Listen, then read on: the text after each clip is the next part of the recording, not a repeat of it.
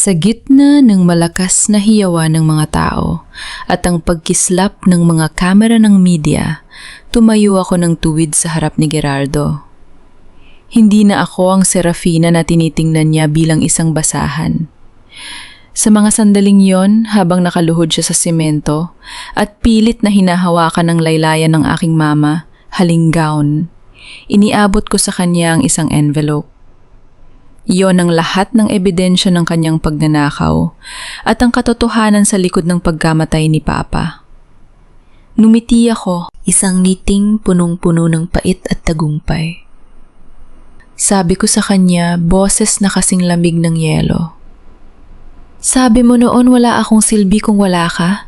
Ngayon, Gerardo, tingnan mo kung sino ang walang-wala. Hoy Serafina, binggi ka ba? Sabi ko ayusin mo ang kurbata ko. Ang bagal-bagal mo, para kang pilay na pag-ong. Ang boses ni Gerardo ay parang latigo na humagupit sa katahimikan ng aming silid. Nabalik ako sa realidad. Wala ako sa gitna ng tagumpay, kundi narito pa rin sa loob ng aming kwarto, nagsisilbi sa asawang sa loob ng 5 taon ay itinuring akong alipin sa sarili kong pamumuhay. Nanatili akong nakatungo habang nanginginig ang aking mga daliri sa pag-aayos ng kanyang silk tie. Naririnig ko ang mabilis na tibok ng aking puso, tila isang tambol na nagbababala ng paparating na bagyo. Hindi ako kumibo. Alam ko ang laro. Kapag sumagot ako, mas lalo lang siyang magiging agresibo. Tiniis ko ang amoy ng kanyang mamahaling pabango na humahalo sa amoy ng alak na kanina pa niya iniinom. Ito ang gabi ng 10th anibersaryo ng Montemayor Holdings. Ang kumpanyang itinayo ng pawis at dugo ng aking ama, pero ngayon, si Gerardo ang tumatayo bilang bida sa harap ng lahat. Ano ba, titingnan mo lang ba ako? Muling bulyaw niya sabay hampas sa kamay ko. Ramdam ko ang hapdi ang pangumula ng aking balat, pero mas masakit ang kirot sa loob ng aking dibdib. Mag-ayos ka, Serafina. Mamaya sa gala wag kang lalayo sa akin. At pakiusap subukan mong wag magmukhang tanga sa harap ng mga investors. Alam mo namang ikaw ang pinakamalaking kahihiyan sa pamilyang ito. Kahihiyan. Ang salitang iyon ay parang lason na unti-unting pumapatay sa aking pagkatao. Ako na gumawa ng lahat ng kanyang reports. Ako na nag-isip ng bawat business strategy na nagpalago sa kumpanya. Ako na tahimik na nagtatrabaho sa madaling araw habang siya ay mahimbing na natutulog o nasa labas kasama ang iba. Pero sa mata ng mundo at lalo na sa mata niya, isa lamang akong disgrasyada at swerte dahil pinakasalan ako ng isang tulad niya. Tumingin ako sa salamin. Nakita ko ang isang babaeng may malungkot na mga mata, pero may apoy na nagsisimulang mag-alab sa kailaliman ng kanyang kaluluwa.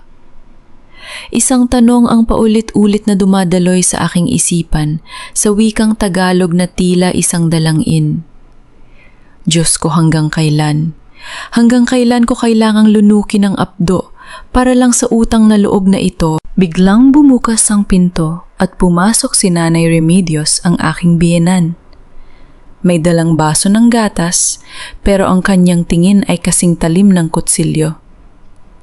Gerardo, anak, wag mo nang pag-aksayahan ng laway yan. Tara na, baka mahuli pa tayo sa simbahan bago ang party. Kailangan nating magpakita ng magandang imahe. Hiya naman sa mga bisita kung ang makikita nila ay ang mukha ng asawa mong parang laging pinagkaitan ng langit. Lumapit sa akin si Nanay Remedios. Bumulong siya sa aking tainga boses na tila ahas na nanunuot. Tandaan mo, Serafina, nandito ka lang dahil sa amin. Kung wala si Gerardo, nasa kalsada ka na ngayon, parang basurang itinapon ng sarili mong ama. Gusto kong sumigaw.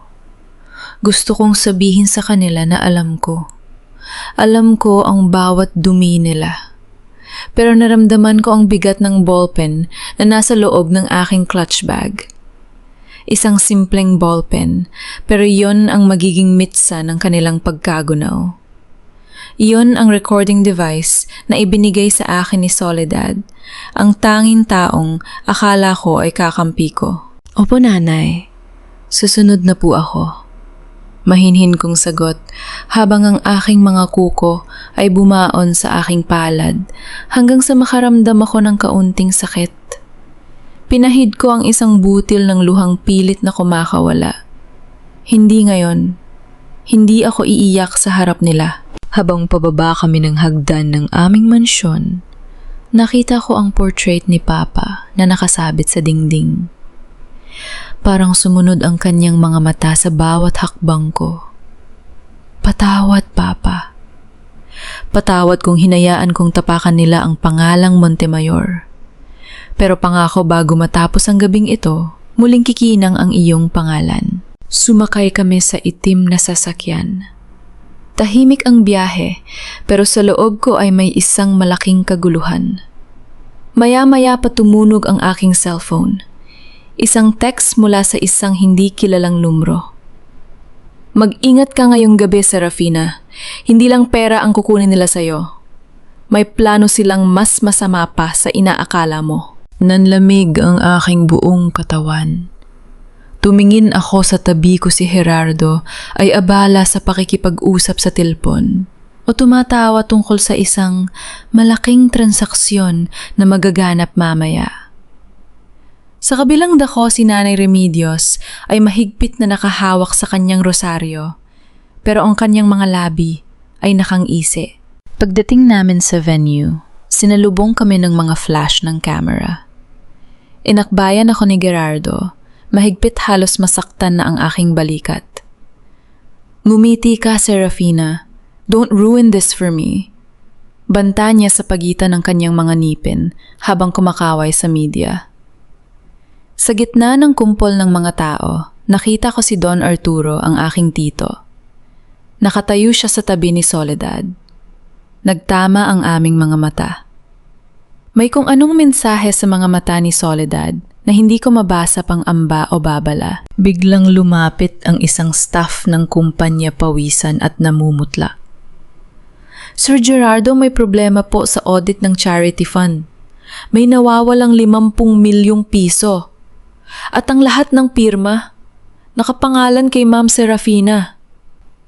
Tumigil ang mundo ko. Tumigin sa akin si Gerardo hindi nang may pagkagulat, kundi nang may puot na parang kanina pa niya ito hinihintay. Ano, Serafina, anong ginawa mo? Sigaw niya na sapat na para marinig ng lahat ng reporters na nasa paligid. Doon ko naramdaman ang tunay na takot.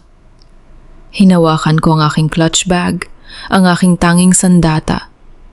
Pero bago ko pa mabuksan ito, hinablot na ni Gerardo ang aking braso at kinaladkad ako patungo sa stage.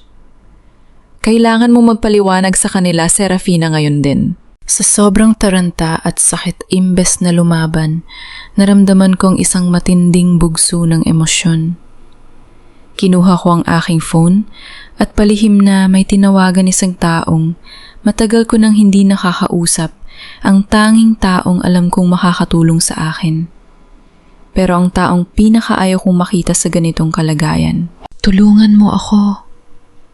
Bulong ko sa telpon habang pilit na kumakawala sa hawak ni Gerardo. Pero huli na. Ang spotlight ay nakatutok na sa akin at ang boses ni Don Arturo ay umalingaw-ngaw sa buong hall. Serafina Montemayor, kailangan mong harapin ang batas sa pagnanakaw sa sarili mong kumpanya. Sa gitna ng kahihiyan sa harap ng libu-libong tao, tumayo ako ng tuwid. Hindi ako yumuko. Sa halip, kinuha ko ang ballpen sa aking bag at sa isang padalos-dalos na desisyon dahil sa sobrang sakit, binuksan ko ang record at inilapit sa microphone ng podium. Hindi ako ang mapapaliwanag, sabi ko boses na nanginginig pero buo. Hayaan nating ang mga boses ninyo ang magsabi ng katotohanan. Pero bago pa man may tumunog sa speaker, biglang namatay ang lahat ng ilaw sa buong building. Isang nakakabinging katahimikan ang bumalot sa paligid bago muling napalitan ng isang malakas na tunog ng pagbasag ng salamin. Sa gitna ng nakakabinging kadiliman, naramdaman ko ang malakas na pagtulak sa akin. Tumama ang aking balikat sa gilid ng podium, Isang matalas na sakit ang gumuhit sa aking braso. Pero hindi yun ang inalala ko. Ang ballpen. Ang kaisa-isang sandata ko. Naramdaman kong nadulas ito mula sa aking mga daliri. Nasaan na yon? Bulong ko habang ang aking mga kamay ay mabilis na kinakapa ang malamig na sahig. Naririnig ko ang hiyawan ng mga tao, ang mga yabag ng paa na nagtatakbuhan, at ang boses ni Gerardo na sumisigaw sa hindi kalayuan. Security, ilak ang lahat ng pinto. Huwag ninyong hayaang makatakas ang magnanakaw. Magnanakaw. Ako pang tinawag niyang magnanakaw. Sa bawat salitang lumalabas sa bibig niya, tila may kutsilong sumasaksak sa aking danggal. Naramdaman kong isang kamay na humawak sa aking buhok at pilit akong itinayo. Kahit madilim, kilala ko ang amoy na yon. Ang amoy ng alak at kataksilan. Akala mo ba matatalo mo ako sa sarili nating laro, Serafina? Bulong ni Gerardo sa aking tainga. Naramdaman ko ang mainit niyang hininga na nagpapatindig ng aking balahibo sa takot. Ang dumi mo rin maglaro, no? Pero pasensya na mas madumi ako. Biglang gumukas ang mga emergency lights. Ang dating Marangyang Hall ay puno na ngayon ng kaguluhan. Tumingin ako sa sahig, hinahanap ang ballpen, pero wala na ito roon. Sa halip nakita ko si Soledad na nakatayo malapit sa podium, hawak ang isang maliit na bagay na kumikinang. Tumingin siya sa akin, walang emosyon ang kanyang mga mata bago niya ito dahan-dahang ibinulsa. Naramdaman ko ang unti-unting pagguho ng aking mundo. Ang tanging ebidensya ko ay nasa kamay na ng babaeng akala ko ay kapatid na ang turing sa akin. Soledad, bakit? Halos hindi ko mailabas ang aking boses. Hindi siya sumagot. Tumalikod siya at lumapit kay Don Arturo. Doon ko nakita ang isang eksyen ng kailanman ay hindi ko inasahan. Hinawakan ni Don Arturo ang kamay ni Soledad ng may pagmamalaki habang humarap sa mga reporter na muling nagbukas ng kanilang mga flash. Mga kaibigan, humihingi kami ng paumanhin sa insidenteng ito. Panimula ni Don Arturo. Ang kanyang boses ay puno ng awtoridad at pekeng lungkot. Ngunit ang katotohanan ay lumabas na. Ang aking pamangkin si Serafina Montemayor ay hindi lamang nagnakaw ng pondo ng kumpanya. Sinubukan niya ring i-blackmail ang sarili niyang asawa gamit ang mga pekeng recording. Ang bawat salita niya ay parang malalaking bato na ipinupukol sa akin sa harap ng publiko. Ang hiya na nararamdaman ko ay higit pa sa kamatayan. Nakita ko ang mga bisita, ang mga taong dati ay yumuyukod sa akin na ngayon ay bumubulong, may mga matang puno ng pandidiri. Walang hiya ka, Serafina. Wala kang utang na loob sa pamilyang nag-aruga sa'yo. Sigaw ng isang malayong kamag-anak mula sa madla. Gusto kong sumigaw. Gusto kong sabihin sa kanila na sila ang mga hayo o sila ang mga magnanakaw. Pero nang tiningnan ko si Gerardo, nakita ko ang isang mapanuyang ngiti sa kanyang mga labi. Alam niyang wala na akong laban. Dalhin na siya sa labas, utos ni Gerardo sa mga security guards. Ayoko nang makita ang mukha ng babaeng ito sa gusaling itinayo ng kanyang ama. Wala na siyang karapatan sa pangalang Montemayor. Kinala, had ako ng dalawang malalaking lalaki patungo sa main exit. Ang aking gown ay sumasayad sa sahig, ang aking sapatos ay naiwan sa gulo, at ang aking buhok ay gulo-gulo. Habang dumadaan ako sa gitna ng mga bisita, naramdaman ko ang bawat tingin na parang latigo. Ito na ba ang katapusan? Ganito na lang ba ako mawawala? Nang marating namin ang labas, itinulak nila ako patungo sa kalsada. Bumubuhos ang malakas na ulan, tila nakikiramay sa aking kalagayan. Bumagsak ako sa basang semento, ang aking mamahaling damit ay puno na ngayon ng putik. Serafina! narinig ko ang isang pamilyar na boses. Tumingin ako sa madilim na bahagi ng parking lot. Isang itim na sasakyan ang huminto sa harap ko. Bumukas ang pinto at lumabas ang isang lalaking naka-American. Ahawak ang isang payong. Si Joaquin. Ang matalik na kaibigan ni Papa na matagal nang nawala pagkatapos ng aksidente. Joaquin? Sambit ko habang ang aking mga luha ay humahalo sa patak ng ulan. Nakuha nila ang lahat. Lumapit siya sa akin at binuhat ako mula sa pagkakahiga sa putikan. Hindi pa nila nakuha ang lahat, Serafina. Hanggat humihinga ka, hindi pa tapos ang laban. Sumama ka sa akin. May mga bagay na hindi mo pa alam tungkol sa gabing namatay ang iyong ama. Tumingin ako sa huling pagkakataon sa nagnaningning na building ng Montemayor Holdings. Sa loob ng gusaling yun, nagdiriwang ang mga demonyong kumuha ng aking danggal. Pero habang sumasakay ako sa sasakyan ni Joaquin, naramdaman ko ang muling pagkabuhay ng isang bagay sa loob ko. Hindi ito galit. Hindi ito simpleng paghihigante. Ito ay ang determinasyon ng isang Montemayor na hinding-hindi susuko hanggat hindi na ibabalik ang lahat ng kinuha sa kanya.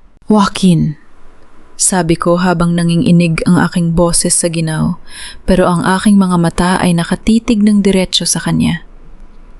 Sabihin mo sa akin ang lahat. Kahit gaano pa kasakit, kahit gaano pa kadumi, gusto kong malaman kung sino talaga ang pumatay kay Papa. Handa ka na ba, Serafina? Tanong niya habang sinisimulan ang pagpapatakbo ng sasakyan. Dahil ang katotohanan ay mas masahol pa sa impyer nung pinagdaanan mo ngayong gabi. Handa na ako, bulong ko. Dahil wala na akong balak pang bumalik sa pagiging biktima. Nanginginig ang buong katawan ko, hindi lang dahil sa basang gown na nakadikit sa aking balat, kundi dahil sa hapdi ng bawat alaala ng gabing ito.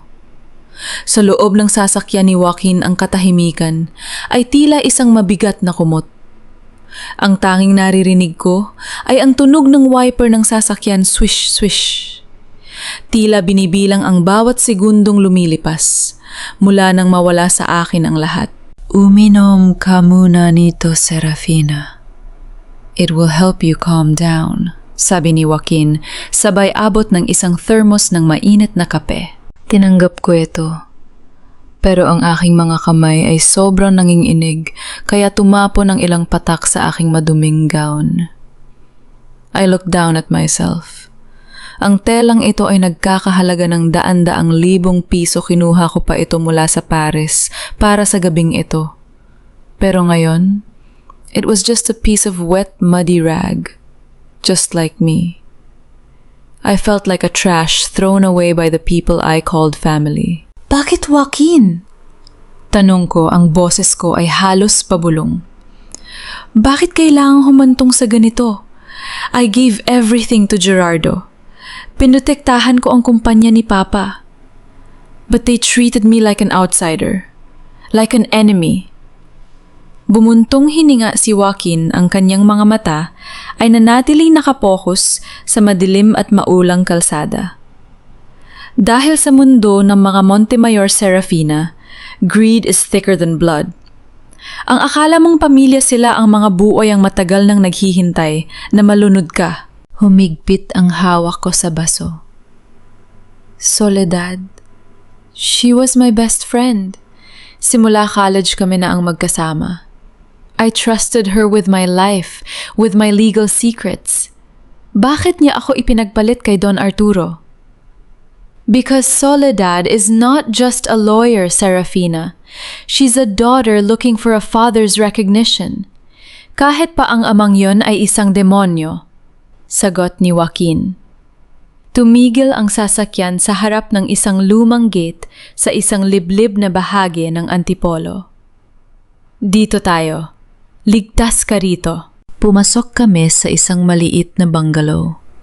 Simple lang ito, malayo sa mansyong kinalakhan ko, pero ramdam ko ang seguridad. Ipinahiram sa akin ni Joaquin ang isang malinis na t-shirt at jogging pants. Pagkatapos kong magbihis, hinarap ko siya sa maliit na sala. Sabi mo, may alam ka tungkol sa pagkamatay ni Papa? Panimula ko. Ang puso ko ay nagsimulang tumibok ng mabilis. This is it. Ang katotohanang matagal nang nakabaon. Kumuha si Joaquin ng isang lumang box mula sa ilalim ng lamesa. Inilabas niya ang isang maliit na piraso ng metal, isang bahagi ng makina na tila sunog. Hindi bumagsak ang helikopter ni Don Gabriel dahil sa masamang panahon o mechanical failure sa Rafina. Sabi ni Joaquin, ang boses niya ay nanginginig sa galit. May naglagay ng maliit na explosive device sa fuel line. It was designed to trigger pagdating sa isang particular na altitude. Nanlamig ang buo kong pagkatao. Murder. It was murder. Yes. At alam mo ba kung sino ang huling taong lumapit sa helicopter bago ito lumipad? Tiningnan ako ni Joaquin ng diretso sa mata. It was Remedios. Ang biyanan mo. Parang gumuho ang kisame sa ibabaw ko. Si Nanay Remedios, ang babaeng laging nagdarasal ng rosaryo, ang babaeng tinawag kong nanay sa loob ng 5 taon, hindi magagawa ni Nanay Remedios yun. Pagtangi ko, kahit na sa loob ko ay nagsisimulang mabuo ang mga piraso ng puzzle. Wala siyang alam sa negosyo. Wala siyang dahilan. May dahilan siya, Serafina. Utang na loob. Putol ni Joaquin. Nung bata pa si Gerardo nagkaroon siya ng malubhang sakit sa puso. Kailangan ng operasyon sa ibang bansa na nagkakahalaga ng milyon-milyon. Si Don Arturo ang nagbayad ng lahat. In exchange, Remedios became Arturo's shadow inside your house. She was the one who opened the doors. And she was the one who silenced your father. Napahawak ako sa aking dibdib. Ang hapdi ay hindi na matatagalan. Ang asawa ko ang biyenan ko. Lahat sila ay nakatayo sa ibabaw ng bangkay ng aking ama. Ang bawat halik ni Gerardo, ang bawat yakap ni Remedios, lahat iyon ay may bahid ng dugo ni Papa. Patawad, Papa! Iyak ko habang unti-unting bumabagsak ang aking mga tuhod sa sahig. Patawad dahil pinapasok ko ang mga pumatay sa iyo sa loob ng ating tahanan. Hahayaan ko na sana ang sarili kong lamunin ng pait. Pero biglang may naalala ako. Ang huling salita ni Papa bago siya sumakay sa helicopter na yun. Serafina ang susi ay nasa ilalim ng ating mga paa. Tumingin ako kay Joaquin. Joaquin, kailangan bumalik sa mansyon. May isang bagay na hindi nahanapin na Gerardo at Arturo. May isang lihim na silid si Papa sa lumang library. Delikado, Serafina. Siguradong binabantayan nila ang bawat galaw mo. Babala niya. Wala na akong pakialam sa panganib. Sabi ko habang pinapahid ang aking mga luha. Ang takot sa aking mga mata ay napalitan ng isang malamig na determinasyon. Ginamit nila ang utang na loob para sirain ang buhay ko. Ngayon gagamitin ko ang katotohanan para sunugin ang kaharian nila. Biglang tumunog ang balita sa lumang TV sa sala. Breaking news, Serafina Montemayor opisyal nang idineklarang persona non grata ng Board of Directors. Samantala usap-usapan ang mabilis na pag-iisang dibdib ni na Gerardo Alvarado at ng abogadang si Soledad Navarro matapos ang annulment ng kasal ni Serafina. Napatigil ako. Annulment? Wala pa kaming pinipirmahang papel.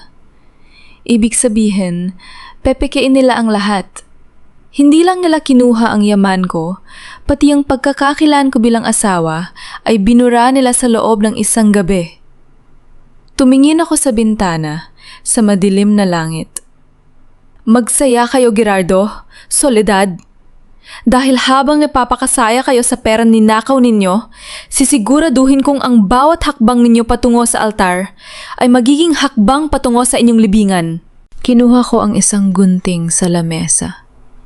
Sa harap ng salamin, hinawakan ko ang aking mahabang buhok. Ang buhok na laging hinahaplos ni Gerardo at sinasabing paborito niya. Sa isang mabilis na hiwa, pinutol ko ito hanggang balikat. Isang bagong Serafina ang nakaharap sa akin. Isang Serafina na wala ng luha. "Joaquin! Ihanda mo ang sasakyan!" Sabi ko, ang boses ko ay hindi na nanginginig.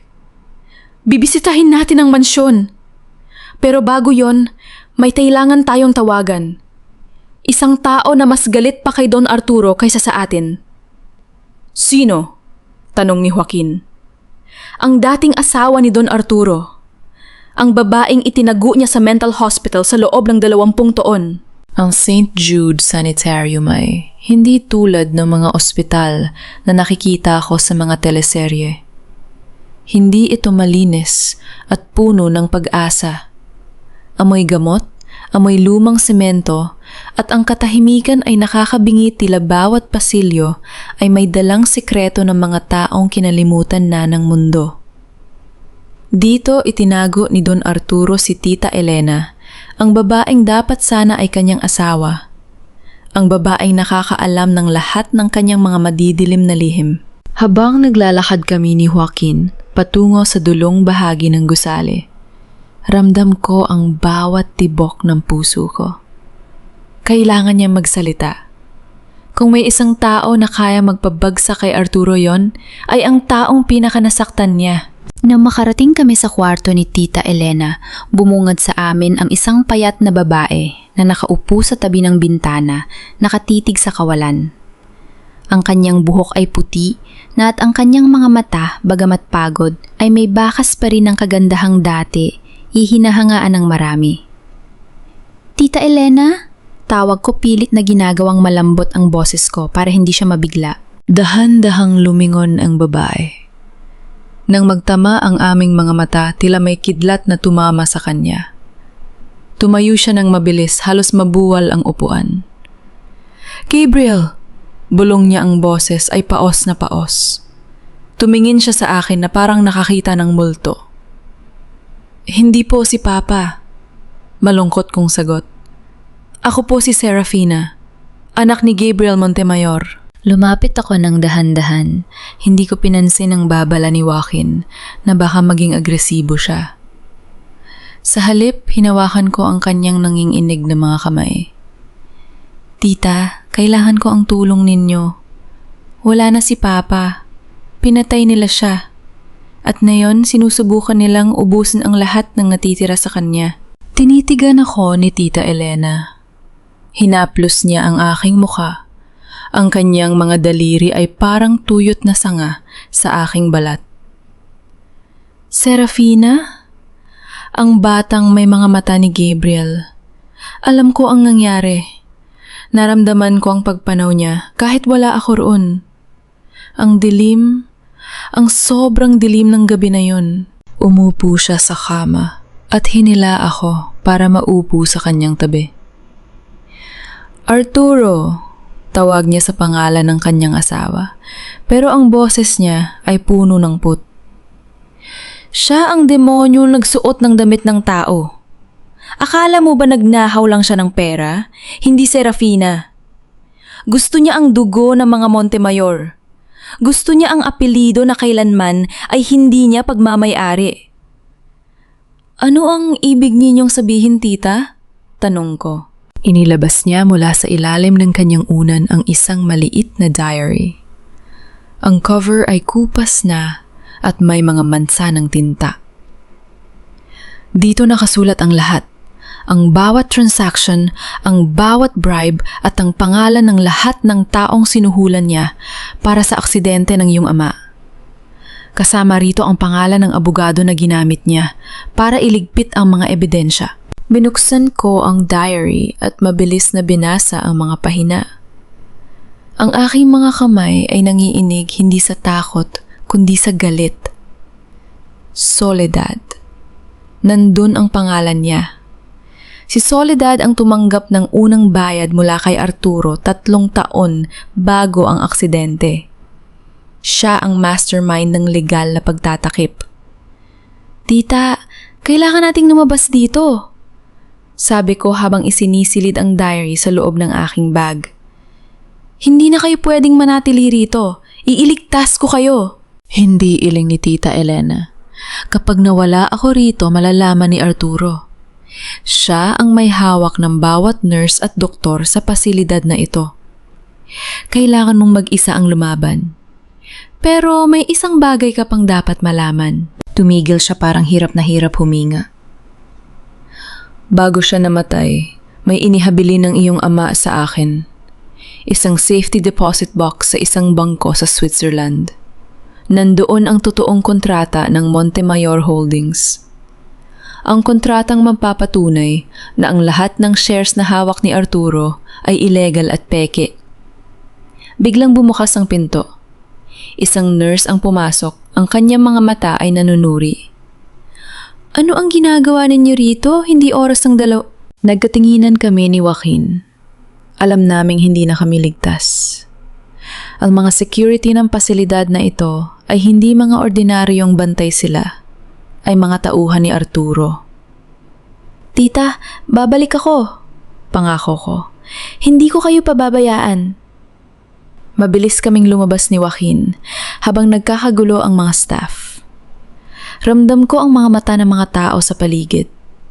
Bawat hakbang namin ay parang isang habulan sa pelikula. Nang makarating kami sa sasakyan, humarurot agad si Joaquin palayo. Serafina, nakuha mo ba? Tanong niya habang matalim ang tingin sa rearview mirror. Nakuha ko ang diary. Sagot ko, hawak ang bag na parang buhay ko na ang nakasalalay dito. Pero habang binubuksan ko ang diary, nakita ko ang isang bagay na hindi ko napansin kanina. Isang litrato na nakasingit sa huling pahina. Litrato ni Gerardo. Pero kasama niya sa litrato si Soledad at ang tatay ko. Kuha ito sa araw ng kasal namin, 5 taon na ang nakalilipas. Pero ang nakakagulat, hindi sila nagdiriwang.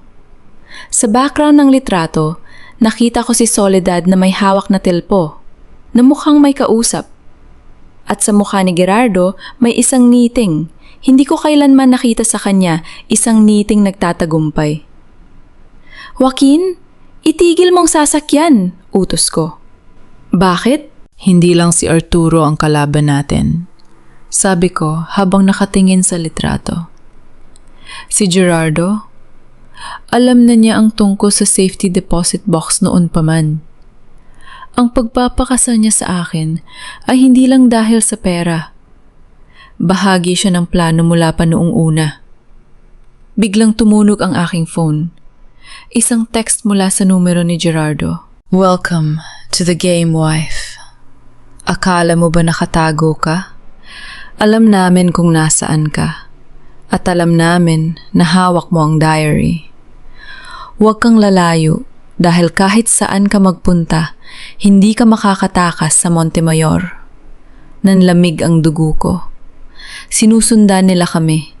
At ang aking dating asawa, ang lalaking akala ko ay biktima rin, ay siya palang pinakamapanganib na kalaban sa lahat. Hinablot ko ang aking telepno at walang pag-aalinlangang ibinato ito palabas na mabilis na umaandar na sasakyan. Nakita ko sa side mirror kung paano ito nagkadurog-durog sa sementadong kalsada kasabay ng pag-asang matatakasan namin. Sila nang ganoon kadali. Anong ginagawa mo, Serafina? Gulat na tanong ni Joaquin habang pilit na kinokontrol ang manibela dahil sa matatalas na pagliko. May tracker ang phone ko. Alam ni Gerardo ang bawat galaw natin. Sagot ko, ang aking boses ay malamig at walang mababakas na takot. Ang takot ay para lamang sa mga taong mayroon pang natitirang mawawala.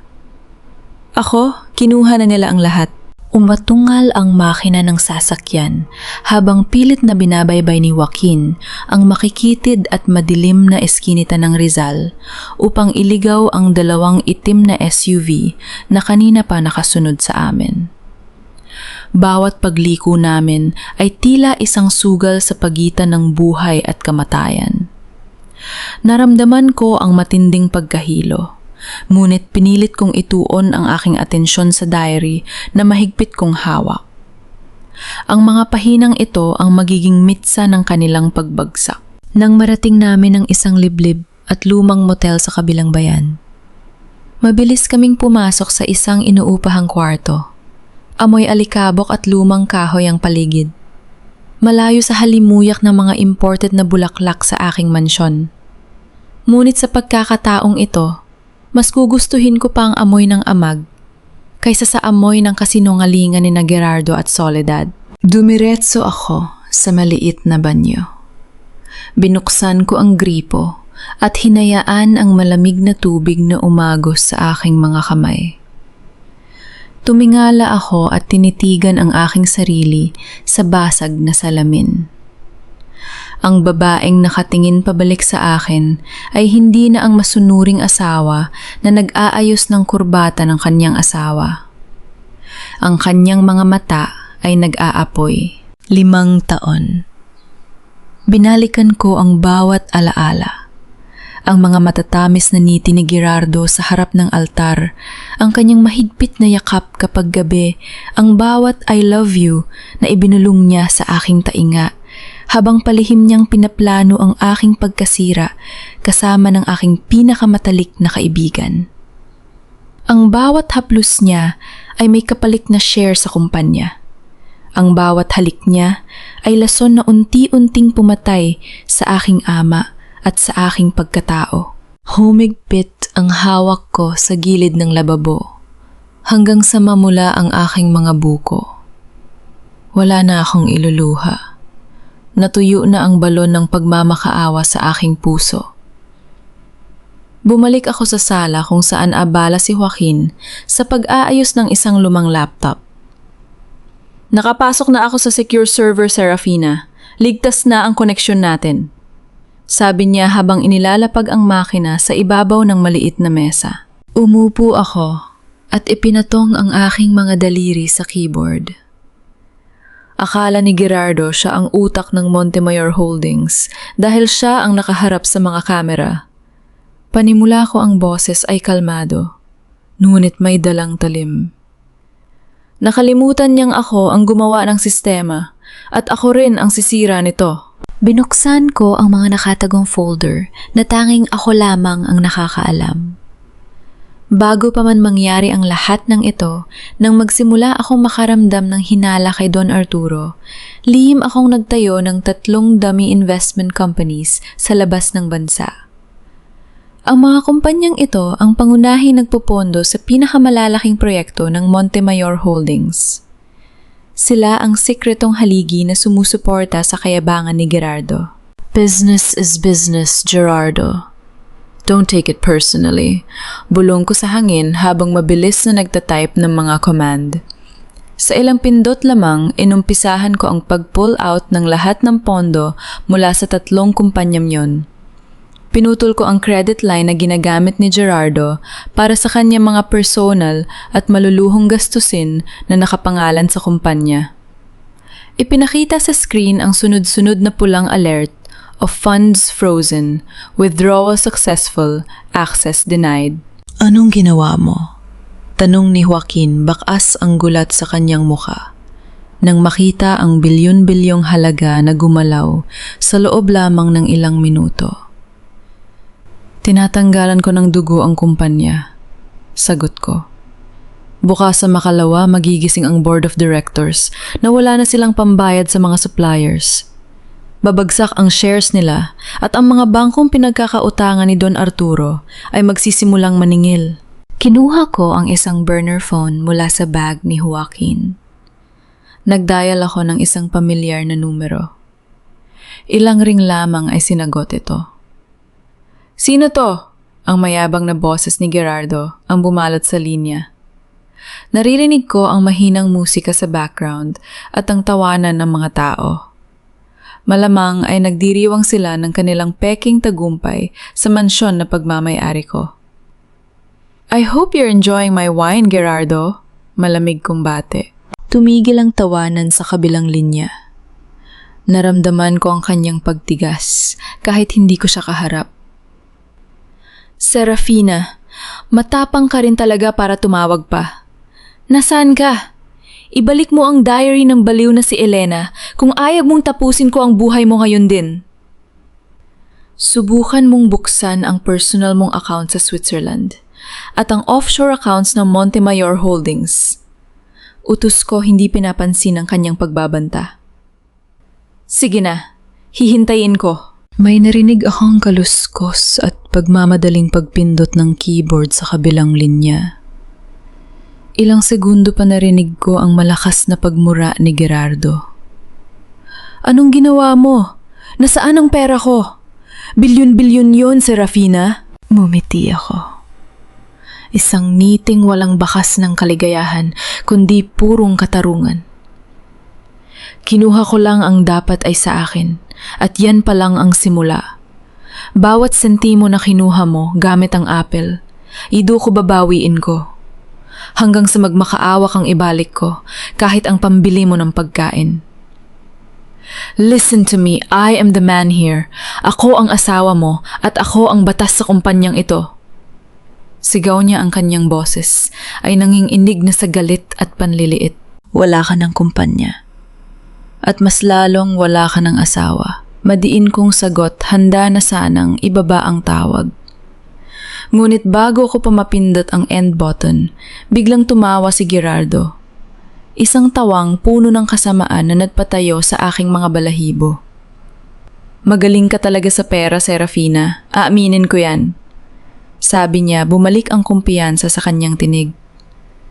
Pero nakalimutan mo na may mga bagay na mas mahalaga kaysa sa pera. Tulad ng pamilya. Kumunot ang aking no. Anong ibig mong sabihin? Lola, Isay, halika rito! Tawag ni Gerardo sa kabilang linya. Nanlaki ang aking mga mata. Si Lola Isay, ang matandang kasambahay na nag-aruga sa akin simula nang mamatay ang aking ina. Siya na lang ang natitirang pamilya ko sa mansyong iyon. Narinig ko ang paghikbi ng isang matandang babae. Serafina? Anak? Huwag mo na akong alalahanin. Tumakas ka na. Lola Isay, sigaw ko ang kalmado kong pader ay biglang gumuho. Gerardo, huwag mong idamay ang matanda. Wala siyang kinalaman dito. Oo, meron. Mahal kong asawa. Dahil siya ang mababayad ng bawat sentimong ninakaw mo sa akin. Pananakot ni Gerardo. Ibalik mo ang pondo sa loob ng 24 oras at ibigay mo sa akin ang diary ni Elena. Kung hindi ipapadala ko sa iyo ang paborito mong yaya, ng pira-piraso. Pinutol niya ang linya. Naiwan ako nakatitig sa telepon, habang ang boses ng umiiyak na si Lola Isay ay patuloy na umaalingaw-ngaw sa aking isipan. Ginamit nila ang aking kahinaan. Ginamit nila ang aking puso. Hindi ka pwedeng pumunta roon, Serafina. It's a suicide mission. Hinarang ni Joaquin ang pinto ng maliit na motel. Ang kanyang mga mata ay puno ng pag-aalala. Hindi ko siya tiningnan. Patuloy kong isinilid ang diary ni Tita Elena sa loob ng aking bag. Kasama ang isang encrypted flash drive. Pamilya ko, si Lola Isay Joaquin. Nang mamatay ang sarili kong ina, siya ang nagpunas ng mga luha ko. Siya ang gumising sa akin sa madaling araw para ipaganda ako ng almusal. Hindi ko siya maiiwan sa kamay ng mga demonyong yun para lang iligtas ang sarili ko. Alam nilang gagamitin mo ang pera para makipag-negotiate. Pero si Don Arturo ang nasa likod nito, hindi lang ang duwag mong asawa. Wala silang isang salita, Serafina. Hinarap ko si Joaquin at tinitigan siya ng mariin. Alam ko. Kaya nga hindi ko ibibigay sa kanila ang gusto nila nang walang kapalit. Kung gusto nilang maglaro, ibibigay ko sa kanila ang pinakamalaking sugal ng buhay nila. Umulan muli nang marating ko ang lumang warehouse ng Montemayor Holdings sa mismong hangganan ng Maynila at Bulacan. Ang lugar na ito ay dapat sanang magiging pinakamalaking distribution center namin para sa mga produktong lokal. Pero pinatigil ito ni Gerardo dahil umano ay kulang sa budget. Ngayon, malinaw na sa akin kung saan napunta ang budget na yon. Sa sarili nilang mga bulsa. Pumasok ako sa madilim at malawak na espasyo. Walang ilaw, kundi ang mga sinag ng buwan na tumatagos sa mga sira-sirang yero ng kisame. Sa gitna ng malamig na hangin nakita ko siya. Nakagapos sa isang silya si Lola Isay.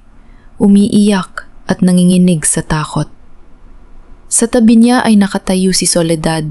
Suot ang kanyang paboritong mamahaling trench coat. Hawak ang isang payong na tila nandidiri sa mga patak ng ulan. Sa likod ng aking dating matalik na kaibigan ay 4 na lalaking may hawak na mahahabang baril. Wala si Gerardo. Duwag hanggang sa dulo. Serafina bati ni Soledad. Ang kanyang boses ay tila yelong bumaon sa aking pandinig. Ang tapang mo rin talaga para pumunta rito ng mag-isa. Nasaan ang diary at ang pera? Humakbang ako palapit, pinanatili ang distansya upang hindi nila ako basta-basta masukol. Pakawalan mo muna ang matanda, Soledad. Wala siyang kinalaman sa maduming laro ninyo ni Arturo. Ngumisi ang babaeng minsan kong itinuring na kapatid. Wala kang nasa posisyon para mag-utos, Serafina. Ibigay mo ang diary, itransfer mo pabalik ang pondo sa offshore accounts at baka sakaling buhayin ko pa ang paborito mong yaya. Tinitigan ko siya mula ulo hanggang paa. Bumuhos ang matinding kirot sa aking dibdib. Ang babaeng ito ay kasama ko sa bawat pangarap ko noong nag-aanal pa kami ng abogasya. Siya ang unang nakaalam nang maging kami ni Gerardo. Bakit, Soledad, binigay ko sa iyo ang lahat ng tiwala ko? Pinakain kita sa iisang hapag kasama ng ama ko. Nagbago ang ekspresyon ni Soledad. Nawala ang kanyang pilit na ngiti, napalitan ng matinding poot na hindi ko inakalang matagal na palang nakahubli sa kanyang puso. Kapatid kailanman ay hindi tayo naging pantay, Serafina. Ikaw ang prinsesa ng mga Montemayor at ako ang anino mo. Ang abogadong tagalinis ng mga kalat ng pamilya ninyo. Nung inalok ako ni Don Arturo ng kapangyarihan ng pagmamahal at pagkilala na kailanman ay hindi ibinigay sa akin ang sarili kong pamilya. Hindi na ako nag-isip pa. You were just a stepping stone for me. At si Gerardo masarap siyang magmahal kapag alam niyang ninanakaw niya ang atensyon na dapat ay sayo. Pilit kong nilunok ang pait na umakyat sa aking lalamunan. Ginamit ko ang aking galit upang manatiling nakatayo ng tuwid. Kinuha ko ang flash drive at ang diary mula sa aking bag at itinaas ito upang makita niyang hawak ko ang kanyang kahinaan. Nandito ang lahat, pero hindi ako tanga, Soledad. Naka-encrypt ang flash drive na ito. Ako lang ang nakakaalam ng password para ma-release ang bilyon-bilyong pondo na ipinagdamot ko sa inyo. Pakawalan niyo si Lola Isay at ibibigay ko sa iyo ang password. Sumenya si Soledad sa mga lalaki. Lumapit ang isa at dahan-dahang kinalag ang mga tali ni Lola Isay. Tumakbo ang matanda palapit sa akin, humahagulgol habang nakahawak sa aking braso. Anak, bakit ka pa pumunta rito? Humihikbing bulong niya. Umalis na po kayo, Lola. Ligtas na kayo. Mahinang sagot ko. Pinalakad ko siya palabas hanggang sa makita kong umandar ang sasakyan ni Joaquin sa di kalayuan na nakahanda para kunin ang matanda. Hindi na siya pinansin ng mga armadong lalaki. Wala silang pakialam sa kanya. Ang kailangan nila ay ako. Nang makasigurado akong nakalayo na si Lola Isay, ibinato ko ang diary at ang flash drive sa paanan ni Soledad. Pinulot niya ito nang may pananabik sa kanyang mga mata. Ano ang password? Mariing tanong niya habang inaangat ang tingin sa akin. Numiti ako ng tipid. Business is business, Soledad. Hindi mo makukuha ang password hanggang hindi ako nakakalabas ng buhay sa lugar na ito. Ngunit bago pa man makasagot si Soledad, biglang nag-vibrate at umilaw ang telepo na nang pinuno ng mga armadong lalaki. Kinuha ng lalaki ang tawag at tumango ng ilang beses sa kanyang kausap. Nang ibaba niya ang telepo, inangat niya ang kanyang baril at itinutok ito hindi lamang sa akin, kundi pati na rin sa direksyon ni Soledad. Nanlaki ang mga mata ni Soledad. Napaatras siya. Anong ginagawa ninyo? Ako ang nag-uutos sa inyo. Pasensya na, Ma'am Soledad. Sabi ng lalaki, ang kanyang boses ay walang panginginig o emosyon. Utos ni Don Arturo. Hawak na natin ang diary. Hindi na kayo kailangan ng pamilya Montemayor. At mahigpit ang utos ng Don, ayaw niya ng anumang loose ends. Bago pa man makapag-react si Soledad upang tumakbo, nakita ko ang mabilis na pag-atake ng 2 pang lalaki mula sa aming likuran.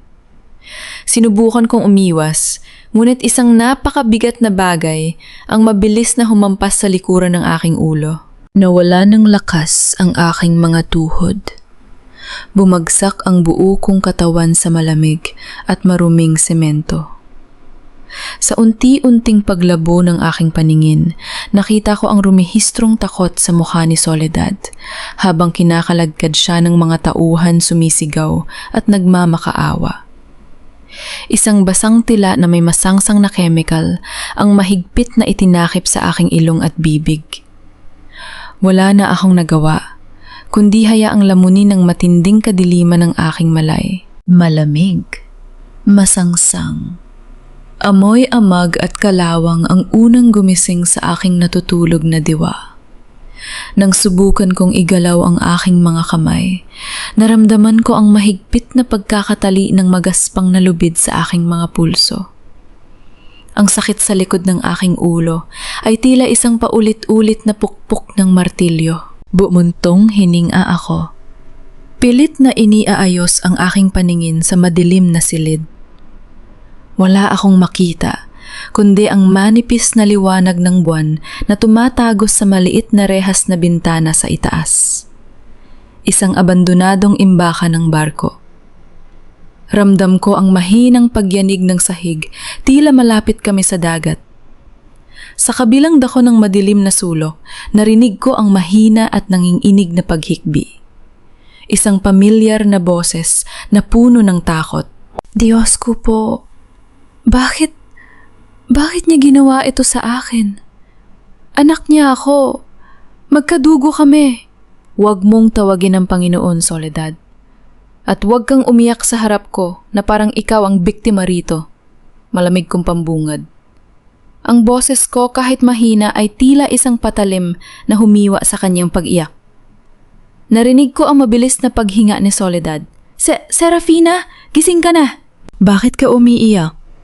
Tanong ko, pilit na pinapakalma ang aking sarili habang hinahanap ang anumang matalas na bagay sa sahig gamit ang aking mga paa. Hindi ba yan ang gusto mo, ang makasama ang tatay mo? Ang maging bahagi ng pamilya Montemayor na yon magkasama na kayo. Binigay niya sa iyo ang pinaka-espesyal niyang regalo, ang kamatayan. Hindi ko alam. Sigaw ni Soledad, ang kanyang boses ay napaos na sa labis na pag-iyak. Sabi niya sa akin kapag nakuha ko ang diary at ang kontrata ipapakilala niya ako sa publiko bilang tunay niyang anak. Ibibigay niya sa akin ng shares na karapat-dapat para sa akin. I trusted him, Serafina. Pinaniwalaan ko ang bawat pangako niya. Dahil bulag ka sa ambag at galit, Soledad. Sabi ko habang pilit na kinakalag ang lubid sa aking likod. Sumasakit na ang aking mga balikat pero hindi ako pwedeng sumuko. Ginamit mo ang tiwala ko. Pinatay ninyo ang ama ko at ngayon, ikaw naman ang tinapon niya na parang basang medyas. Yan ang karma mo. Katahimikan ang sumunod. Tanging ang tunog ng mga alon sa labas at ang hangin ang maririnig. Naramdaman ko ang lungkot sa katahimikan ni Soledad. Alam kong mas masakit para sa kanya ang katotohanan kaysa sa pagkakatali rito.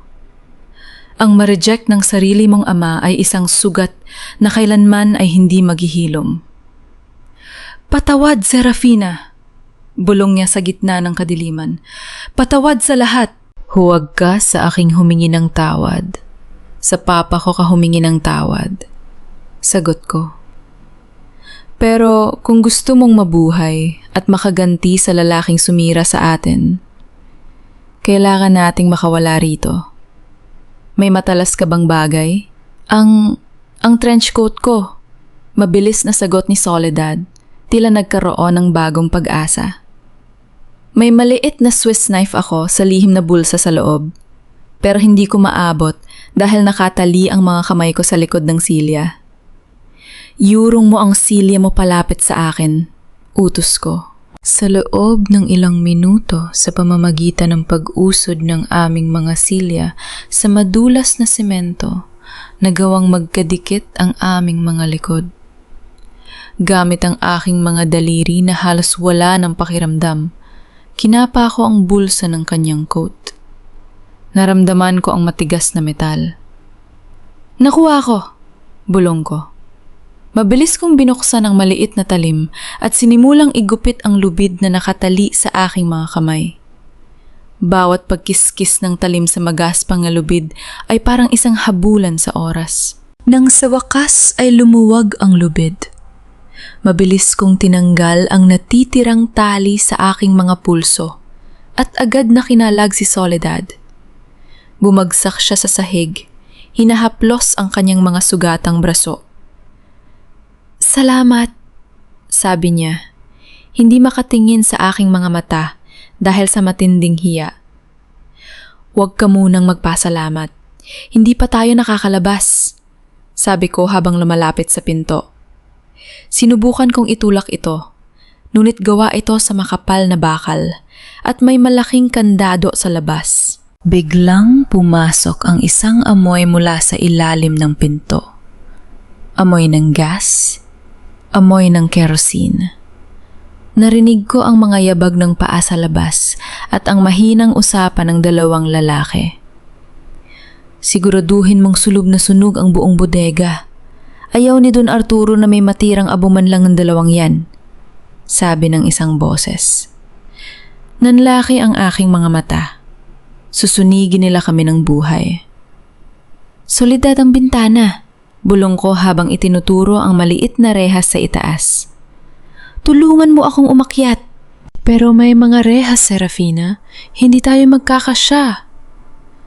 Ang mga rehas na yon ay kalawangin na kung gagamitin natin ang bigat ng katawan natin, kaya nating siray ng semento sa gilid. Agad na lumuhod si Soledad at pinatong ko ang aking paa sa kanyang mga balikat. Pilit kong inabot ang kalawanging rehas.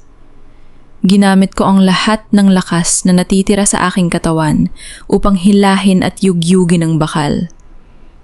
Naramdaman ko ang pagkapunit ng balat sa aking mga palat, ang dugo ay dumaloy sa aking braso, pero hindi ko ito inaalala. "Sige pa, Serafina, bilis.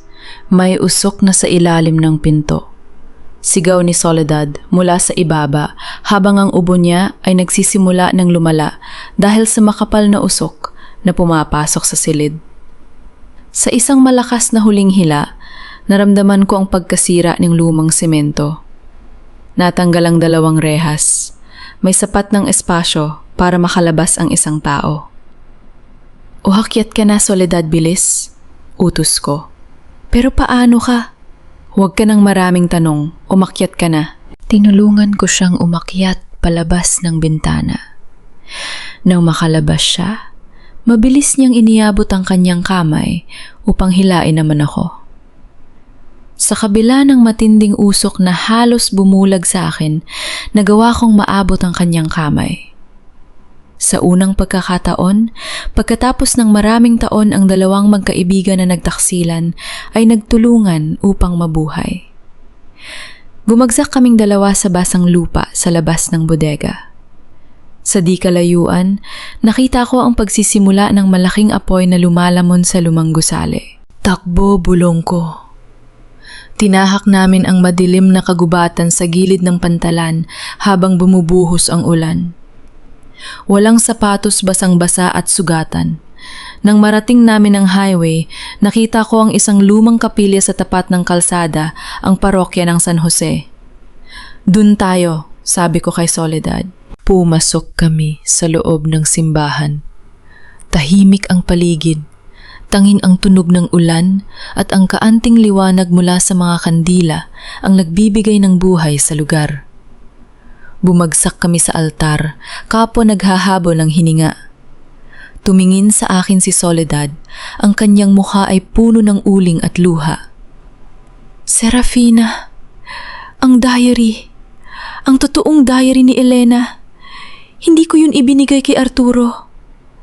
Ang ibinigay ko sa kanya ay isang peking kopya na ginawa ko kung sakaling traidorin niya ako.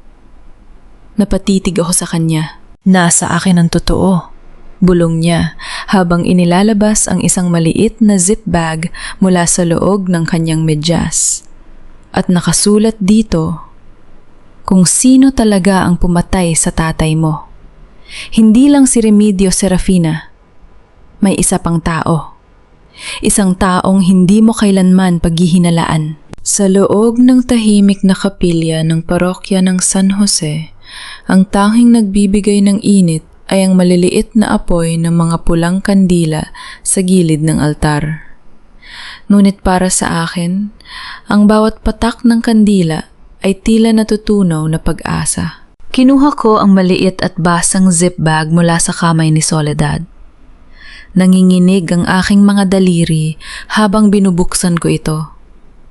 Inilabas ko ang totoong diary ni Tita Elena. Ang mga pahina nito ay may kakaibang amoy-amoy ng luma, amoy ng mga taong nagtago ng katotohanan sa loob ng 20 taon. Serafina, basahin mo ang pahina para sa petsa ng pagbagsak ng helicopter. Bulong ni Soledad habang yakap ang kanyang sarili upang labanan ang ginaw. Ang kanyang mga labi ay nangingitim na sa lamig, ngunit ang kanyang mga mata ay mulat na mulat. Hinanap ko ang petsa. Dun sa sulat kamay ni Tita Elena na medyo magulo, nakasulat ang mga katotohanang tuluyang pumatay sa kung anong natitirang tiwala ko sa mundo. Oktubre 14. Sinabi sa akin ni Arturo na tapos na ang plano. Binayaran na niya ang mekaniko na sisira sa fuel line. Ngunit may isang tao pa silang kinailangan bayaran upang siguraduhin hindi makikita ng investigasyon ang sabotahe. Ang taong nag-aproba ng flight plan, ang taong nagsabing clear ang makina kahit alam niyang may sira, ay si Joaquin. Nanigas ang buo kong katawan. Ang diary ay dahan-dahang nalaglag mula sa aking mga kamay patungo sa malamig na sahig ng simbahan. Hindi ito totoo, bulong ko. Parang umikot ang buong paligid. Si Joaquin, ang matalik na kaibigan ni Papa. Ang lalaking umiyak sa tabi ko nung araw ng libing. Ang lalaking nagsabi sa akin na siya ang poprotekta sa akin laban kina Gerardo at Arturo. Ang lalaking kasama ni Lola Isay ngayon. Bakit siya tumulong sa akin ngayon kung kasabwat siya? Tanong ko kay Soledad, ang aking boses ay puno ng desperasyon. Iniligtas niya ako. Kinuha niya ako sa ulan. Serafina, isipin mo. Mariing sagot ni Soledad habang hinahawakan ang aking balikat. Iniligtas ka niya dahil alam niyang ikaw lang ang may hawak ng password para sa Swiss Safety Deposit Box. Kung namatay ka sa bodega ni Arturo, mawawala ang bilyon-bilyong pondo na matagal na niyang gustong makuha. Ginamit ka lang niya para maghiganti kay Arturo dahil hindi siya binayaran ni Arturo ng buong halaga nung mamatay ang tatay mo. Napahawak ako sa aking ulo.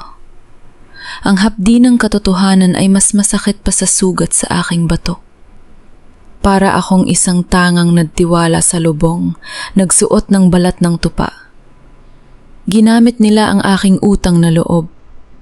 Ginamit nila ang aking pagmamahal kay Papa. Biglang umalingaw-ngaw ang tunog ng pag-vibrate ng telepo ni Soledad sa tahimik na kapilya. Nagkatinginan kami. Kinuha niya ang phone at ipinakita sa akin ang screen. Joaquin calling. Sumenyas ako kay Soledad na sagutin ito at i-loudspeaker. Soledad. Boses ni Joaquin mula sa kabilang linya.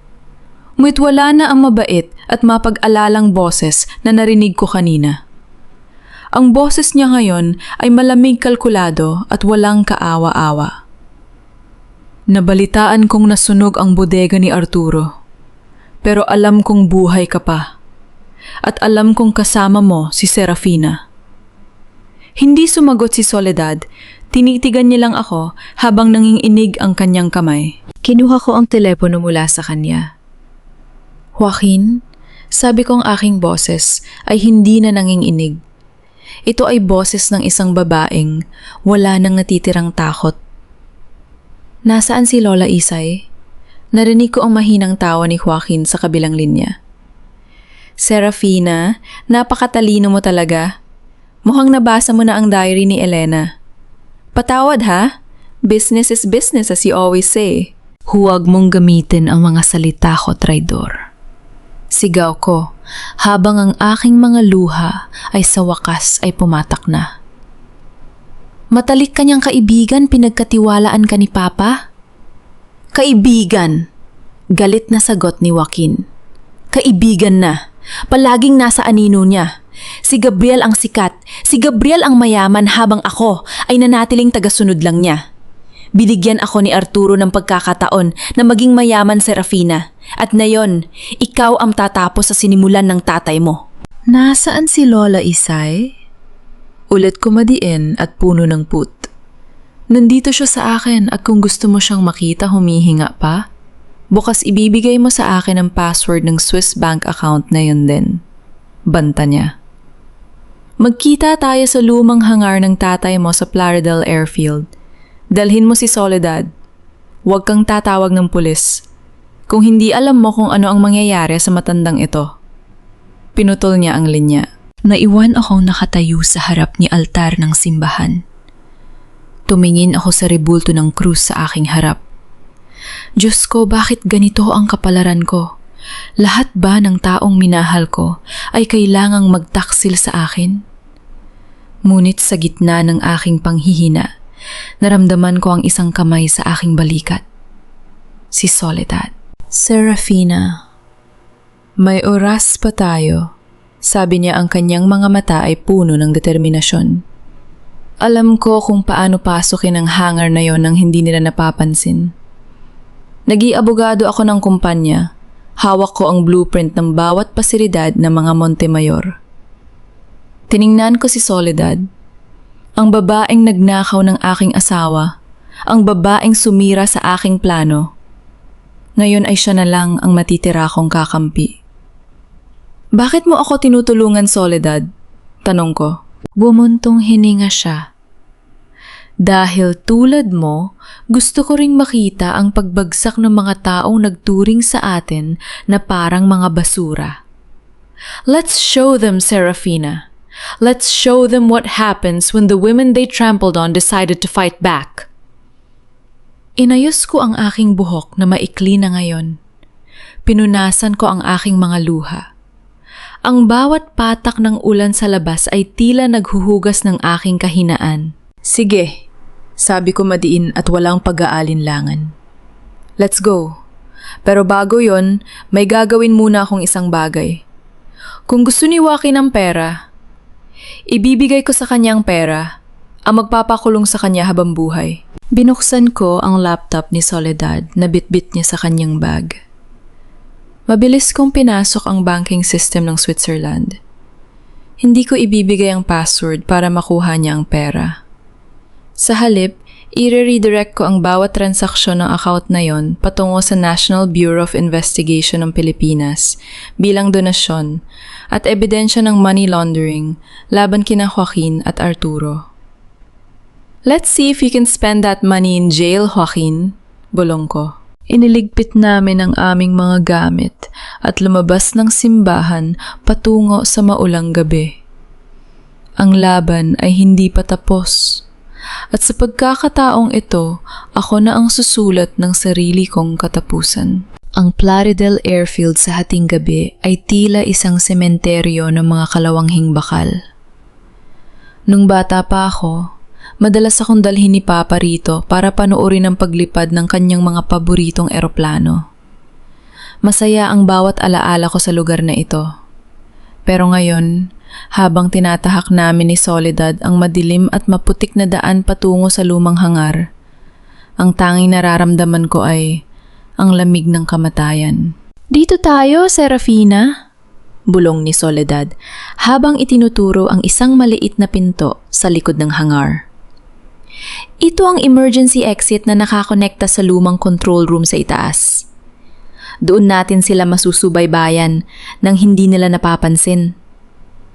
Tahimik kaming umakyat sa kalawang hinghagdan. Bawat hakbang ay maingat, pilit na iniiwasan ang anumang tunog na maaaring magbigay babala sa aming presensya. Nang marating namin ang control room, sumilip ako sa may bintanang salamin na puno ng alikabok. Sa ibaba sa gitna ng malawak at madilim na hangar, nakita ko si Lola Isay. Nakaupo pa rin siya sa silya na katali at halatang nanghihina na. Sa tabi niya ay nakatayo si Joaquin. Panatiho niyang tinitingnan ang kanyang relo habang may hawak na baril. Ngunit bago pa man kami makagawa ng plano para lapitan si Lola Isay, biglang bumukas ang malaking pinto ng hangar. Ang liwanag mula sa mga headlight ng isang marang, yang sasakyan, ay pumatay sa kadiliman. Bumaba si Don Arturo at si Gerardo. Kasama nila ang tatlong armadong lalaki. Joaquin, sigaw ni Don Arturo ang kanyang boses, ay umalingaw-ngaw sa malawak na hangar. Akala mo ba ay makakatakas ka sa akin? Akala mo ba ay hindi ko malalaman na sinubukan mong kunin ang pera ni Gabriel ng mag-isa? Mabilis na itinutok ni Joaquin ang kanyang baril kay Don Arturo. Arturo, paano mo ako nahanap? Huwag mong maliitin ang kapangyarihan ko sa kumpanyang ito, Joaquin. Malamig na sagot ni Arturo, habang dahan-dahang lumalapit na kapamulsa at tila walang takot sa baril na nakatutok sa kanya. Binuo ko ang imperyong ito mula sa wala, habang si Gabriel ay nagpapakasaya sa kanyang pangalan. Alam ko ang bawat kilos mo. Sumingit si Gerardo. Ang kanyang boses ay puno ng kayabangan pero may halong kaba. Ibigay mo sa amin ang diary at ang password, Joaquin. Kung hindi ka makakaalis sa airfield na ito ng buhay. Diary! Tumawa ng malakas si Joaquin, isang tawang puno ng pang-uuyang. Ang diary na ibinigay sa inyo ng anak mong si Soledad ay peke, Arturo. At ang totoo, nasa kamay na ni Serafina. At siguradong alam na niya na ikaw ang nagpaatos na patayin ang tatay niya. Napatigil si Don Arturo. Sa kauna-unahang pagkakataon, nakita ko ang pagbabago sa kanyang mukha. Nawala ang kanyang pagiging kalmado. Ang kanyang mga mata ay nanlaki at ang kanyang mga panga ay nagtagis sa galit. Pek, bulong ni Arturo. Lumingon siya sa kanyang mga tauhan, tila hindi makapaniwala. Ngunit pagkatapos na ilang sandali ang kanyang galit, ay napalitan ng isang malalim at mapait na buntong hininga. Umupo siya sa isang lumang kahon sa gilid ng hangar, tila biglang tumanda ng 10 taon. Bakit, Arturo? Tanong ni Joaquin habang nananatiling nakatutok ang baril. Bakit mo ba gustong-gusto na burahin ang lahat ng alaala ni Gabriel? Nagkapera ka naman na? Nakuha mo na ang kumpanya. Tumingala si Don Arturo at sa ilalim ng malamig na liwanag ng hangar, nakita ko ang isang bahagi ng kanyang pagkatao na kailanman ay hindi ko inasahang makikita. Walang galit sa kanyang mga mata ngayon, kundi isang matinding pait na matagal nang nakabaon sa kanyang puso. Hindi ito tungkol sa pera, Joaquin. Boses ni Arturo ay nanginginig, hindi dahil sa takot, kundi dahil sa emosyon. Hindi mo alam kung gaano kahirap ang maging anak sa labas ng mga Montemayor. Buong buhay ko si Gabriel ang palaging paborito. Si Gabriel ang magaling, si Gabriel ang tagapagmana, si Gabriel ang malinis, habang ako ang lihim na ikinahiya ng aking ama. Ang anak ng katulong na pinilit lang nilang bigyan ng trabaho dahil sa awa. Narinig kong napasinghap si Soledad sa tabi ko. Ang kwento ni Arturo ay eksaktong salamin ng sarili niyang buhay. Ang sakit ng isang anak sa labas na naghahanap ng pagkilala. I gave my youth to that company. Patuloy ni Arturo, ang kanyang mga kamay ay nanginginig habang nagsasalita. Ako ang nagpupuyat sa mga factory habang si Gabriel ay nasa mga party. Pero noong mamatay ang ama namin, ano ang iniwan niya sa akin? Isa't maliit na porsyento ng shares at ang utos na sundin ko ang bawat naisin ni Gabriel. I had to beg for recognition, Joaquin. Buong buhay ko, pilit kong pinatunayan na mas magaling ako kay Gabriel. Pero kahit patay na siya, ang anino pa rin niya ang nakikita ng board of directors sa tuwing tumitingin sila sa akin. Yumuko si Arturo, hawak ang kanyang mukha. Gusto ko lang namang maramdaman na ako ang nagwagi, na ako ang tunay na Montemayor. Pero tila kahit anong gawin ko, si Gabriel pa rin ang panalo. Para sa isang sandali, nakaramdam ako ng kaunting habag kay Don Arturo. Ang kanyang buong buhay ay naging isang madilim na bilangguan ng selos at galit. Ngunit ang habag na yon ay agad na napawi nang maalala ko ang malamig na bangkay ng aking ama sa loob ng helicopter. Ang kanyang trauma ay hindi kailanman magiging sapat na dahilan para pumatay ng sariling kapatid. Drama. Sigaw ni Joaquin. Wala akong pakialam sa pamilya ninyo, ibigay mo sa akin ang password, Serafina. Alam kong nareto ka. Biglang sigaw ni Joaquin patungo sa dilim ng hangar. Alam niyang nareto kami. Upang maprotektahan si Lola, isa'y dahan-dahan akong lumabas mula sa control room at bumaba ng hagdan, kasunod si Soledad. Huwag mong hawakan ang pamilya ko, Joaquin. Malamig kong sabi habang naglalakad patungo sa gitna ng hangar. Serafina! Gulat na sigaw ni Gerardo nang makita akong buhay at walang galos. Ngunit mas nagulat siya nang makita si Soledad na naglalakad sa tabi ko, hawak ang totoong diary. Soledad! Bulong ni Don Arturo. Tumayo siya mula sa kahon, ang kanyang mga mata ay nakatitig sa kanyang anak. Bakit mo ako ipinagkanulo ako? Ang ama mo! Tumingin si Soledad. Kay Arturo ang mga luha ay sa wakas, ay pumatak mula sa kanyang mga mata. Dahil naramdaman kong sakit mo, Papa. Buong buhay ko pilit ko ring pinatunayan sa'yo na karapat-dapat ako. Pero tulad ng ginawa ng tatay mo sa'yo, ginawa mo rin sa akin. Ginamit mo lang ako, ipinagpalit mo ako para sa pera at kapangyarihan. Bakas ang matinding gulat at pagsisisi sa mukha ni Don Arturo. Ngunit, bago pa man siya makapagsalita, mabilis na lumapit si Joaquin at hinablot si Lola. Isa'y itinutok ang baril sa ulo ng matanda. Ibigay mo sa akin ang password na yun din, Serafina.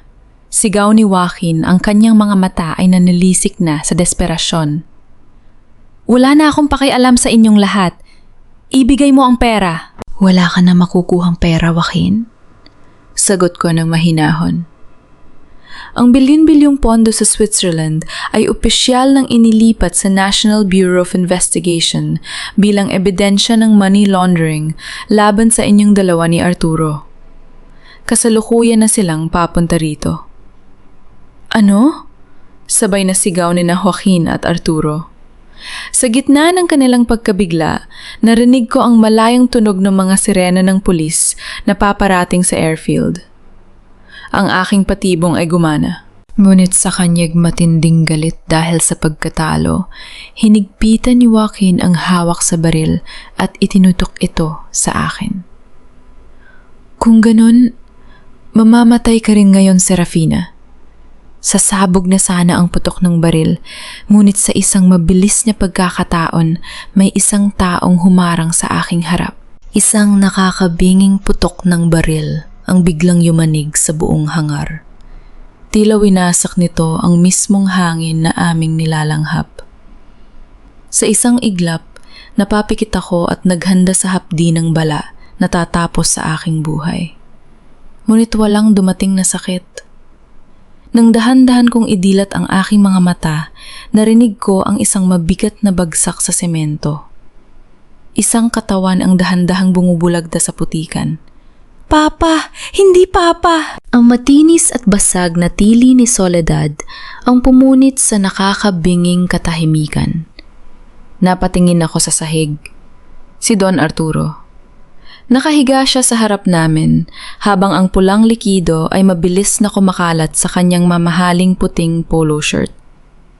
Sa huling segundo, bago pa man umabot ang bala sa akin o kay Soledad na sumubok na humarang sa aking harap, si Don Arturo ang nagpadalos-dalos upang harangin ang kanyang sariling dugo at laman. Soledad? Bulong ni Don Arturo, nanginginig ang kanyang mga labi habang dahan-dahang hinahawakan ang muka ng kanyang anak. Ang kanyang boses ay tila isang naghihingalong bulong. Patawad sa lahat ng pagkukulang ko bilang ama. Huwag kang magsalita, Papa. Please, mag-hold on ka. Iyak ni Soledad habang mahigpit na pinipindot ang sugat sa dibdib ng kanyang ama upang pigilan ang pag-agos ng dugo. Huwag mo akong iwan. Ngayon mo lang ako tinawag na anak. Tumingin si Don Arturo sa akin. May huling bakas ng luha sa kanyang mga mata. Serafina, ang tatay mo, si Gabriel, mas magaling talaga siya sa akin. At ikaw ang tunay niyang legacy. Patawad. Bago pa man makasagot si Joaquin, mabilis na pumasok ang mga operatiba ng National Bureau of Investigation, NBI. Ang buong hangar ay napuno ng mga asul at pulang liwanag mula sa mga sirena ng mga sasakyan sa labas. Ibagsak mo ang baril, Joaquin. Nakasurround na kami. Sigaw ng isang opisyal mula sa megaphone. Nawalan ng lakas si Joaquin nang makita ang dami ng mga baril na nakatutok sa kanya. Binitawan niya si Lola Isay na mabilis namang tumakbo patungo sa aking direksyon. Agad ko siyang yakap ng mahigpit ng inginig kaming dalawa sa gitna ng ulan at gulo. Serafina, ang anak ko, hikbi ni Lola Isay habang hinahaplos ang aking maikling buhok. Salamat sa Diyos. Buhay ka. Ligtas na po tayo, Lola. Bulong ko habang pinapahid ang aking sariling mga luha. Habang pinupusasan ng mga awtoridad si Joaquin na nagpupumiglas pa rin, nakita ko si Gerardo na dahan-dahang gumagapang patungo sa likod ng sasakyan. Sinusubukang tumakas sa gitna ng kaguluhan. Gerardo Alvarado! Ang aking boses ay sapat na para patigilin ang kanyang bawat galaw. Dahan-dahan siyang lumingon sa akin, ang kanyang mukha ay maputla, puno ng putik, at ang kanyang mga mata ay nanlilisik sa takot. Lumapit ako sa kanya dahan-dahan, ngunit may bigat ng isang tunay na Montemayor. Serafina, mahal ko, pilit niyas sa pagmamakaawa habang lumuluhod sa aking paanan. Nalinlang lang ako ni Arturo, siya ang nagplano ng lahat. Pinilit niya lang ako para sa kumpanya. You know I love you, right? 5 taon nating pagsasama. Huwag mo namang hayaang mabulok ako sa kulungan. Tinitigan ko siya ng may matinding pandidire. Ang lalaking ito na dating nagmamalaki, ang lalaking tinalakan ako at tinawag akong kahihiyan, ay ngayon ay mukhang isang basang-basahan na nagmamakaawa para sa kanyang buhay. Look at me, Gerardo. Malamig kong utos. Tumingala siya sa akin, may kaunting pag-asa sa kanyang mga mata. Yes, Serafina? Anong gusto mo? Gagawin ko ang lahat, please. I am the owner of Montemayor Holdings. At ang bawat segundong natitira sa buhay mo ay gugugulin mo sa loob ng isang madilim na selda. Sabi ko, bawat salita ay parang isang hatol ng kamatayan para sa kanya. Sabi mo noon wala akong silbi kung wala ka. Ngayon, Gerardo, tingnan mo kung sino ang walang-wala. Walang hiya ka, Serafina. Sigaw niya nang mapagtanto niyang wala ng natitirang awa sa aking puso. I am the man here. Hindi mo ako pwedeng tratuhin ng ganito. Diyan ka nagkakamali, Gerardo. Hindi ka lalaki. Isa ka lang parasitiko na nabuhay sa pangalan ng pamilya ko. Huling sagot ko bago ako tumalikod sa kanya.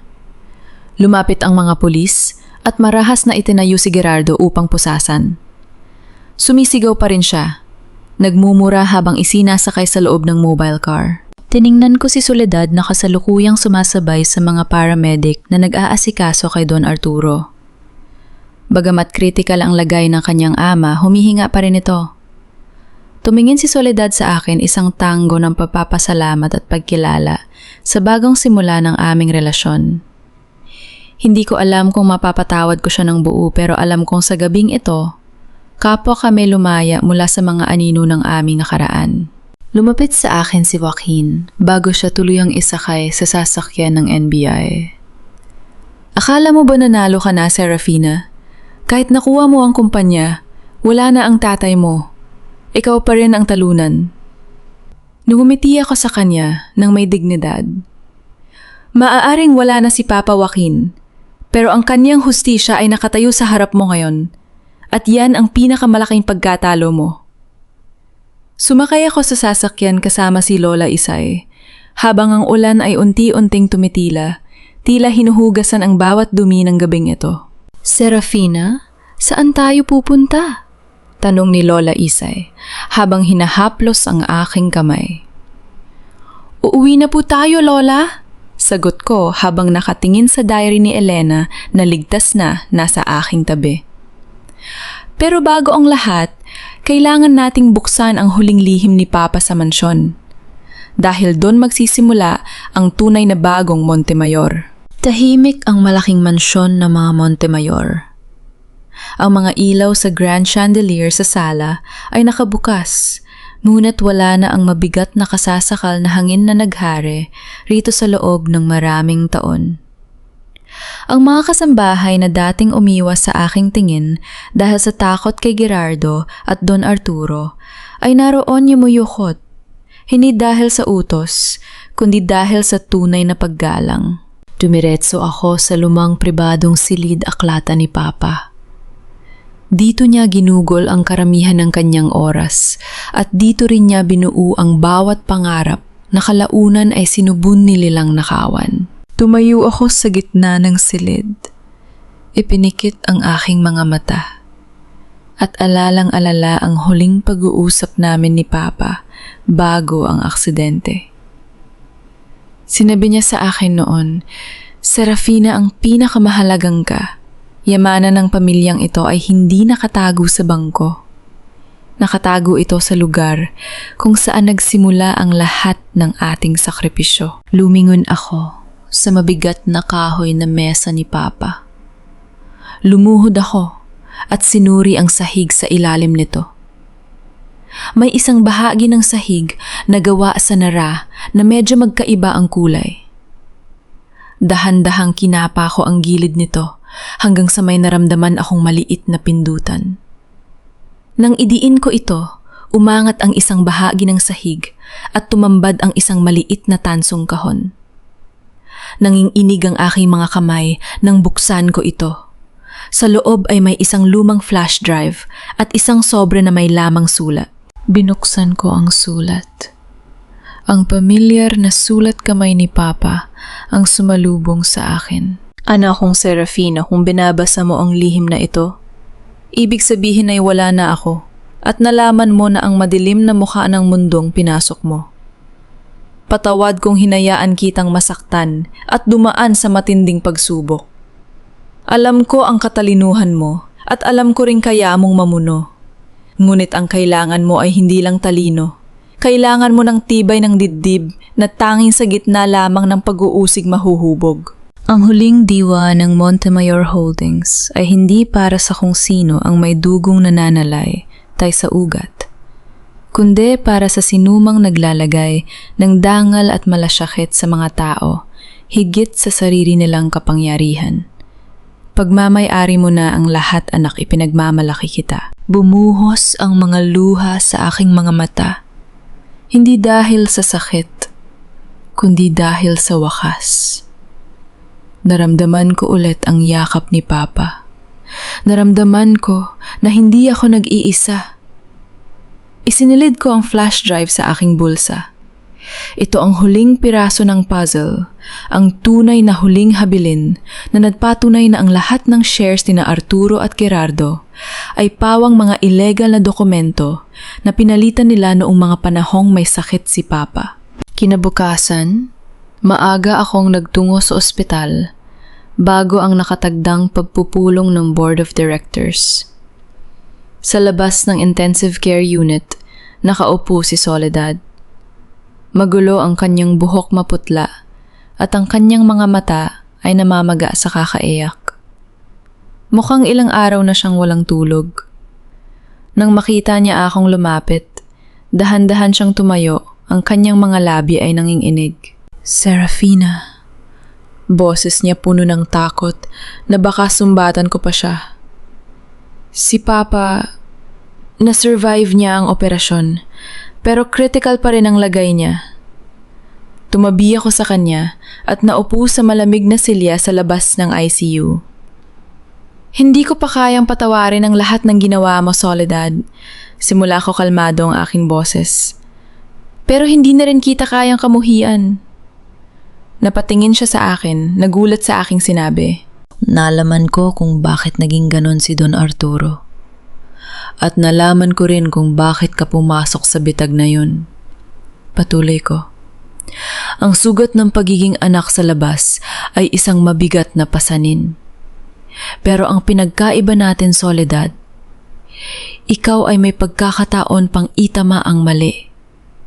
Si Arturo huli na ang lahat para sa kanya, pero binigyan kanya ng tsansang mabuhay. Kinuha ni Soledad ang kanyang mukha at humagulgol ng mahina.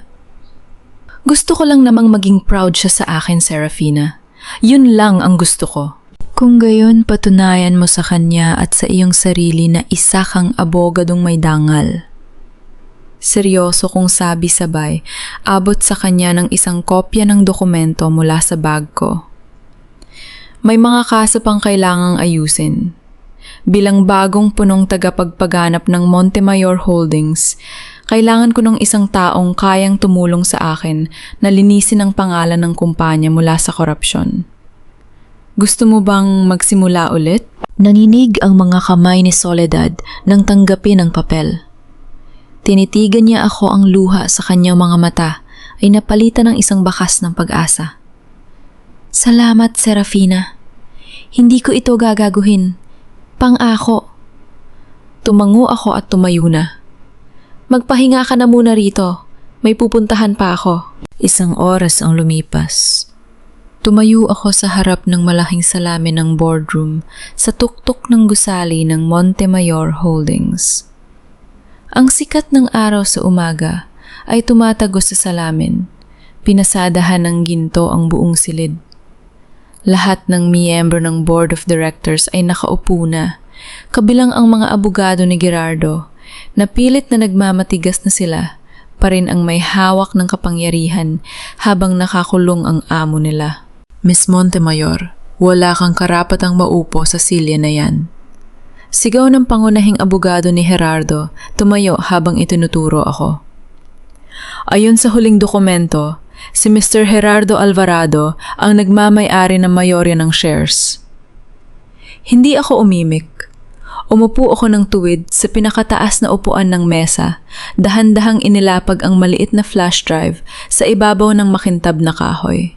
Inabot ko ito sa kanila. I-play ninyo ang nasa loob ng flash drive na yan, at pagkatapos basahin ninyo ang tunay na huling testamento ni Gabriel Montemayor na nakatago sa ilalim ng sahig ng kanyang opisina. Nang i-play ang boses ni Papa sa malaking screen at lumabas ang mga legal na dokumento ng kanyang totoong huling habilin, natahimik ang buong silid. Ang mga mukha ng mga taong sumuporta kay Gerardo ay namutla. Ang mga kasinungalingan na binuo nila sa loob ng maraming taon ay gumuho sa loob lamang ng ilang minuto. Tumayo ako, tinitigan ang bawat isa sa kanila ng may kapangyarihan at kalmado. Tapos na ang laro. Sabi ko, ang aking boses ay umalingaw, ngaw sa buong silid. Simula ngayon, ang bawat desisyon sa kumpanyang ito ay ibabase sa katotohanan ng integridad at katarungan sa bawat manggagawa. Welcome to the new Montemayor Holdings.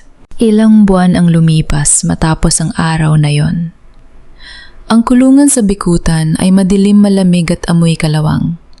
Habang naglalakad ako sa pasilyo patungo sa visitation area, naramdaman ko ang katahimikan sa loob ng aking dibdib, isang kapayapaang matagal ko nang pinagkait sa aking sarili. Nakatayo si Gerardo sa kabilong panig ng salamin. Ang dating mayabang at makisig na lalaki na lagi nakasuot ng mamahaling suit ay isa na lamang anino ng kanyang sarili. Suot na niya ang kulay kahel na damit ng bilanggo, gusot ang buhok, at ang kanyang mga mata ay puyat at puno ng pagsisisi. Dahan-dahan niyang hinawakan ang salamin, pilit na inabot ang aking muka mula sa kabilang dako. "Serafina, please." Boses niya basag at nanginginig. "Kahit na yun lang, patawarin mo ako. Nagsisisi na ako.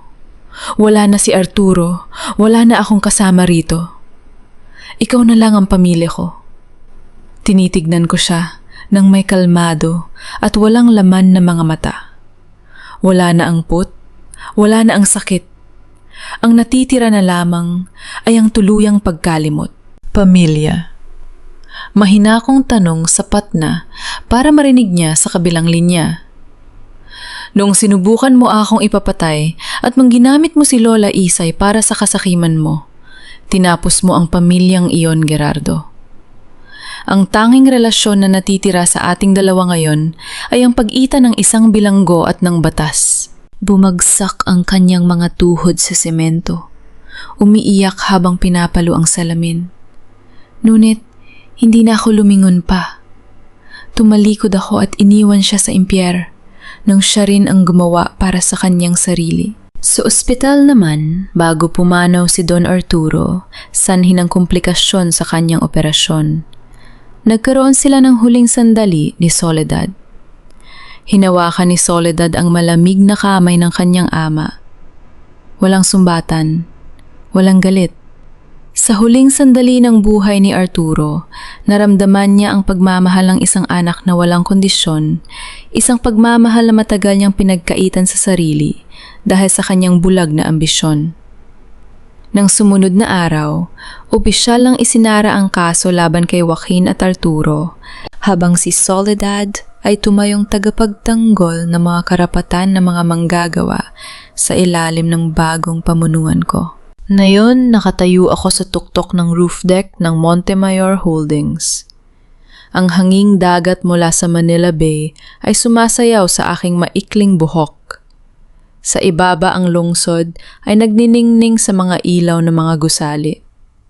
Kasama ko si Lola Isay, nakangiti habang pinapanood ang paglulunsad ng bagong Gabriel Montemayor and Women Empowerment Fund, isang pondo at programa na naglalayong tumulong sa mga kababaihang negosyante sa buong Pilipinas at magbigay ng mataas na benepisyo sa bawat manggagawa ng kumpanya. Hindi ko tinalo ang aking mga kaaway sa pamamagitan ng pagiging katulad nila. Hindi ako gumamit ng das o kasinungalingan. Pinatunayan ko na ang pinakamalakas na sandata ng isang babaeng durog ay hindi galit, kundi ang kanyang talino, ang kanyang di matitinag na dangal, at ang kakayahan niyang magpatawad sa sarili bago sa iba. Lumingon ako sa reflection ko sa salamin ng building. Wala na ang takot sa mga matang iyon. Ang natitira ay isang babaeng hindi na kailanman magpapasakop sa anino ng iba. Ako, si Serafina Montemayor, at ito ang simula ng aking sariling kwento. Sa mga sandaling ito, habang unti-unting pumapailan lang ang huling himig sa ating kwento, at ang mga ilaw sa silid ay banayad na naglalaho sa dilim alangkong ang bawat sugat na ating dinanas ay nagiging tinta lamang para isulat ang pinakamagandang bahagi ng ating bukas. Mga mahal kong tagapakinig, maraming salamat sa inyong pagtitiis, sa bawat luhang inyong ibinuhos, at sa paglalakbay na ito hanggang sa huling yugto. Naaalala ko pa nung isinusulat ko ang eksena kung saan si Serafina ay nag-iisa sa ilalim ng ulan. Parang naramdaman ko rin ang ginaw ng mundong tumalikod sa kanya. Ang kwentong ito ay hango sa libu-libong tinig ng mga kababaihang pinili mga tuwiran sa gitna ng kawalan ng katarungan. Nagpapatunay na ang tunay na lakas ay hindi nasusukat sa ingay ng tagumpay, kundi sa tahimik na pagbangon pagkatapos ng matinding pagbagsak. Sa inyong palagay, hanggang saan ba dapat subukan ang pagpapatawad ng isang taong inagawan na ng lahat? At kung kayo ay nasa posisyon ni Serafina, pipiliin ba ninyong gumante o magsimula muli ng may malinis na pangalan? Nasaan man kayo ngayon habang pinapakinggan ang kwentong ito sa loob ng inyong tahanan, habang nagpapahinga pagkatapos ng mahabang araw ng trabaho, o habang binabagtas ang trapiko sa kalsada, nais kong malaman ninyong hindi kayo nag-iisa. Kung nagustuhan ninyo ang paglalakbay na ito, huwag kalimutang i-like, i-share at iwan ang inyong mga kwento sa ibaba dahil may mga taong laging handang makinig sa inyo. Mabuhay kayo maging matatag at laging piliing mabuhay ng may mataas na danggal ayon sa inyong sariling mga tuntunin.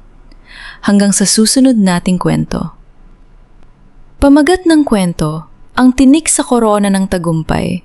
Ang kwento ay isinulat batay sa karanasan ng isang tagapakinig na 36 taong gulang kasaluko, yang nasa Maynala, na nagpadala ng kanyang mensahe sa programa na may temang ang katarungan ay hindi minamadali, kundi pinaghandaan ng may katalinuhan.